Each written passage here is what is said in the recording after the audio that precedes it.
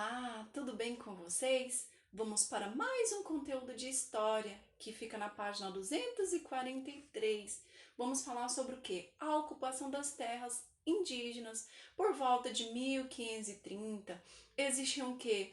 Mais de 2.000 a 4.000 milhões de indígenas. Então, eram muito deles, muito mesmo, muitos indígenas que ocupavam essas terras.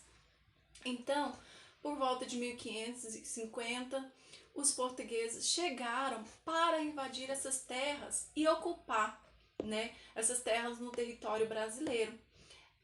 Aqui na página 243, vai estar falando sobre o quê? Nessa época, porém, a expedição portuguesa, liderada pelo navegador Pedro Álvares Cabral, desembarcou no litoral brasileiro. E esse acontecimento deu início a uma mudança de forma que eles começaram a invadir essas terras brasileiras, colocaram esses índios aqui para trabalhar para eles. Olha a situação. Além de invadir as terras dos índios, colocaram eles para trabalhar dia e noite sem parar. Esses portugueses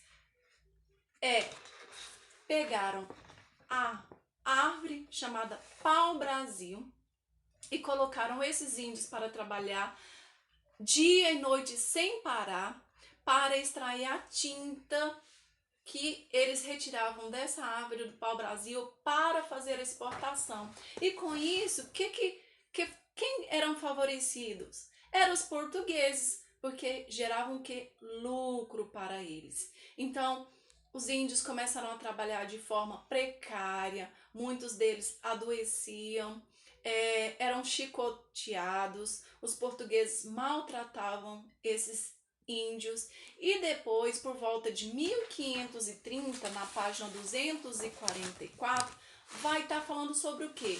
A transformação dessas paisagens. Então, o que os portugueses fizeram? Eles continuaram explorando o pau-brasil, colocando os índios para trabalhar. E com o passar dos anos, o que eles fizeram?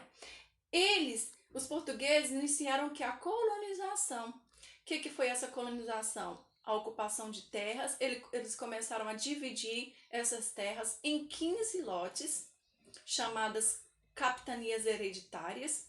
E quem que eram favorecidos? Os donatários portugueses comerciantes. Então, dia 19 de abril agora, nós comemoramos o quê? O Dia do Índio. Então, vim caracterizada para falar dessa aulinha para vocês, na página 243, 244, né? E para enfatizar esse dia, como que é a vida dos índios hoje? Você tem contato com os indígenas? Será que ainda eles são explorados como eles foram lá atrás, como foi na época dos portugueses? Então, crianças, revisem esse conteúdo na página 243, leiam bastante. Logo estaremos juntinhos para revisarmos esse conteúdo. Só para finalizar, o que foram as capitanias hereditárias?